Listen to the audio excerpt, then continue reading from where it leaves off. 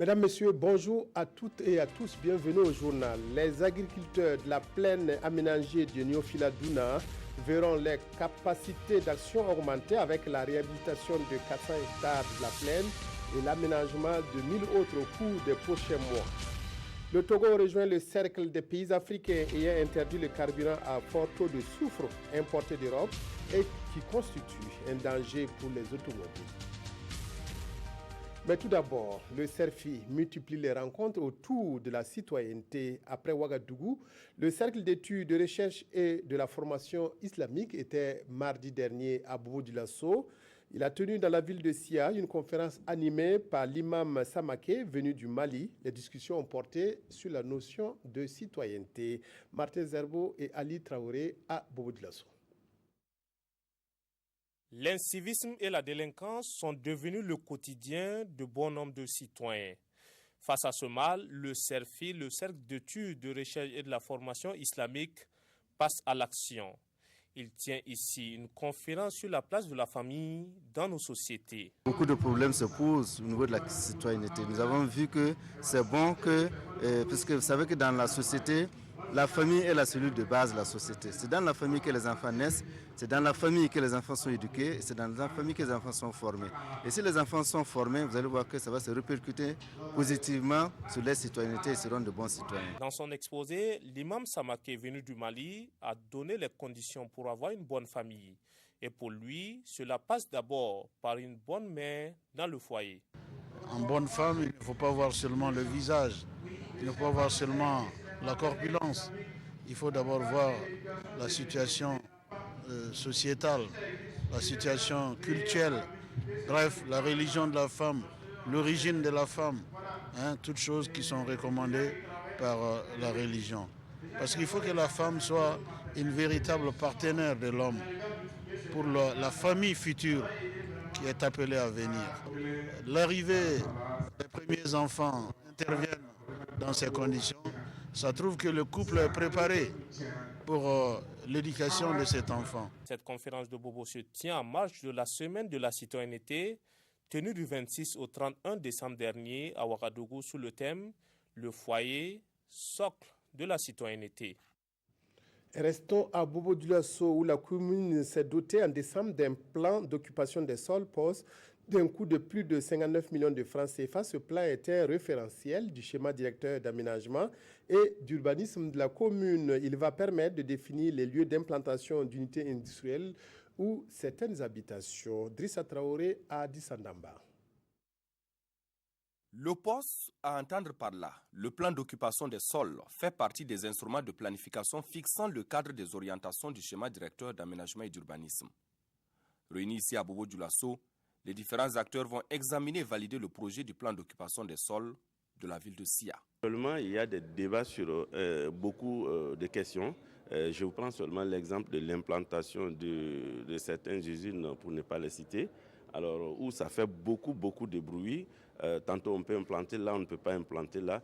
Je pense qu'en appui au schéma d'aménagement, je pense que le poste devrait nous permettre exactement, techniquement, de savoir où on peut implanter telle ou telle unité ou les habitations. Vraiment, c'est un outil réel de développement pour nous, disons de planification. Instrument d'aménagement à court et à moyen terme, l'élaboration de ce plan répond à un souci d'occupation rationnelle des sols. Le processus de planification des villes recommande qu'on ait une vision. La vision du ministère, c'est de doter toutes les communes urbaines d'un schéma directeur d'aménagement et d'urbanisme. Cela a été fait pour les 12 villes capitales régionales plus tôt. Et le second processus, c'est de doter toutes les communes, en l'occurrence les communes urbaines et celles rurales, d'un plan d'occupation des sols, donc d'un guide, un référentiel pour aménager et gérer les territoires communaux. Au sortir donc des travaux de cette session, la commune de Bobo-Dioulasso va être dotée d'un tableau de bord sur l'occupation de l'espace communal. La plaine aménagée de Niofila-Douna dans la Léraba sera réhabilitée et étendue. Cette information a filtré lors de la tenue de la session du comité de pilotage du programme de restructuration et de mise en valeur de la plaine. Au total, 410 hectares seront réhabilités et 1000 autres aménagés pour un coût total de 26 milliards 400 millions de francs CFA. Mireille Carole Tougma. Les membres du comité de pilotage du programme de restauration et de mise en valeur de la plaine aménagée de Niofila-Douna sont en session. Ils passent en revue le compte-rendu de la première session et l'état d'exécution du programme de travail et du budget annuel 2016. Le programme, en tout cas, a été mis en œuvre depuis 2012 et chaque année, il est bon donc que 2 sessions se tiennent. Et le président du comité de pilotage, en tout cas, effectivement, est un cadre, en tout cas, pour permettre aux membres du comité de donner des orientations au programme, en tout cas pour une mise en œuvre ici des travaux, des programmes annuels. Organe d'orientation et de supervision, le comité de pilotage va doter le programme de restauration et de mise en valeur de la plaine aménagée de Niofila-Douna d'une feuille de route pour 2017. Il s'agit essentiellement de l'aménagement sur la plaine, des extensions rizicoles et des aménagements maraîchers qui vont être consacrés sur les 1000 hectares. Ensuite, il y a ce qui existait avant, les 410 hectares, qui vont être réhabilités au cours de 2017, notamment le réseau d'irrigation et les activités d'organisation des producteurs. 26 milliards 411 millions seront injectés dans le programme. Un programme qui entend réhabiliter 410 hectares et aménager 1000 autres hectares sur la plaine aménagée de Niofila-Douna. Elle enchaîne les albums. Sœur Palingwende Anne-Marie a dédicacé sa 3e œuvre musicale hier à Ouagadougou. Baptisé Espère toujours, cet album sortira bientôt sur le marché du disque. L'artiste musicienne chante en français, moré, fulfulde dans des rythmes variés tels que le warba, le reggae et le slow. Roger Kam, Draman Guéné, précision. Sœur Anne-Marie Kaboré signe son retour sur la scène musicale. Espère toujours, c'est le nom du nouvel opus de l'artiste. Dans les 10 titres de l'album, Anne-Marie reste toujours fidèle à son thème, la musique religieuse. Espère toujours pour inviter les gens à l'espoir, malgré ce qui dans nos vies actuellement ou ce qui dans le monde semble échouer. Dieu nous invite à être optimistes et à le laisser prendre le contrôle et il arrangera tout pour nous, pour sa gloire et pour notre bonheur. Garde espoir, c'est le message clé de cet album.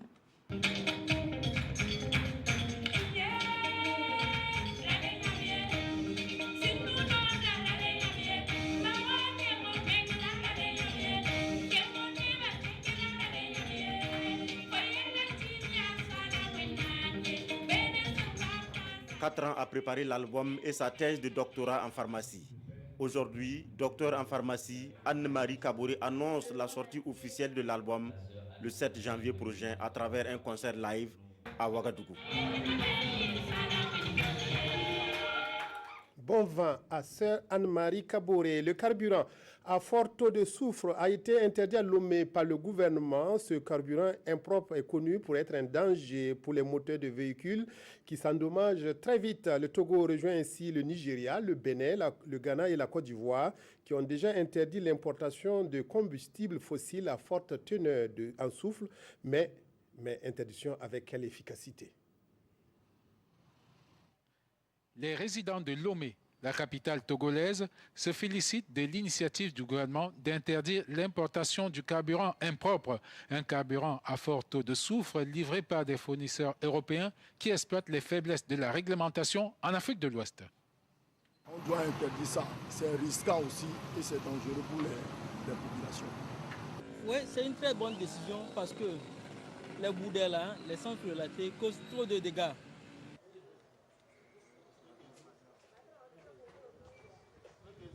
Souvent, on est obligé de faire l'adaptation pour le recharger en moteur mécanique simple à cause du carburant gasoil simplement qu'on utilise ici. Et tout ça, là, ça fausse notre travail. Le Togo rejoint ainsi le Nigeria, le Bénin, le Ghana et la Côte d'Ivoire, des pays qui ont interdit l'importation de combustibles fossiles à forte teneur en soufre. Le programme des Nations Unies pour l'environnement accueille favorablement cette mesure d'interdiction du carburant à forte tonalité en soufre. Où en sont les enquêtes ouvertes contre des militaires français de l'opération Sangaris en Centrafrique? Selon la presse française, 3 enquêtes ouvertes depuis quelques mois piétinent. Les enquêteurs sont confrontés au manque de preuves dans ces dossiers où des militaires sont accusés d'avoir abusé des déplacés, parfois mineurs. De la justice française contre des militaires de l'opération Sangaris accusés de viol en République centrafricaine piétine. Les médias français ont révélé ce mardi que sur les 3 enquêtes ouvertes, une seule était toujours en cours. Les enquêteurs sont confrontés au manque de preuves dans ces dossiers où les militaires français stationnés en Centrafrique sont accusés d'avoir abusé des déplacés parfois mineurs. La hiérarchie de l'opération Sangaris est accusée de ne pas assez coopérer avec les équipes en charge de faire la lumière sur ces 3 affaires, selon une enquêtrice de l'ONU. Le gouvernement français a officiellement mis un terme à la mission Sangaris à la fin du mois d'octobre dernier. Le procès en destitution de la présidente sud-coréenne, Mme Park, est entré aujourd'hui dans sa 2e journée. L'Assemblée nationale avait voté le 9 décembre une motion de destitution de la présidente sud-coréenne. Il revient à la Cour constitutionnelle d'entériner ou non cette motion. Les avocats de Mme Park ont affirmé aujourd'hui qu'aucune preuve tangible n'existait contre elle. En Corée du Sud, le procès en destitution de la présidente se poursuit devant la Cour constitutionnelle malgré son absence. Les avocats de la présidente ont affirmé ce jeudi qu'aucune preuve tangible ne peut appuyer cette demande de destitution. La présidente est soupçonnée de collusion avec sa confidente Choi Soon-il, ici à l'image. Elle comparaît elle aussi devant la justice, mais devant la Cour du district central de Séoul. Madame Choi est accusée d'avoir profité de ses relations avec la présidente pour contraindre de grandes entreprises du pays à verser des dizaines de millions de dollars à des fondations qu'elle contrôlait. Les excuses publiques de la présidente fin octobre n'auront pas suffi à éviter la plus grave crise politique depuis une génération. Lors d'une rare entrevue avec des journalistes ce dimanche, Park Geun-hye a tenté de justifier sa relation avec sa confidente. L'Assemblée nationale a voté le 9 décembre une motion de destitution de Mme Park et la Cour constitutionnelle dispose désormais de 180 jours pour trancher. Après la révélation du scandale, des centaines de milliers de manifestants n'ont cessé de descendre dans les rues pour obtenir le départ de la présidente. L'installation des Congolais à l'ouest du Burkina et qui crée l'attention préoccupe les journaux. La prise de fonction du nouveau chef d'état-major général des armées est aussi commentée. Aimé Solange Guigma. La prise de commandement du nouveau chef d'état-major général des armées fait la une des quotidiens du jour. Moi, général Oumarou Sadou, taille patron, titre aujourd'hui au Faso. Son ambition, précise notre temps, construire une armée soudée et performante.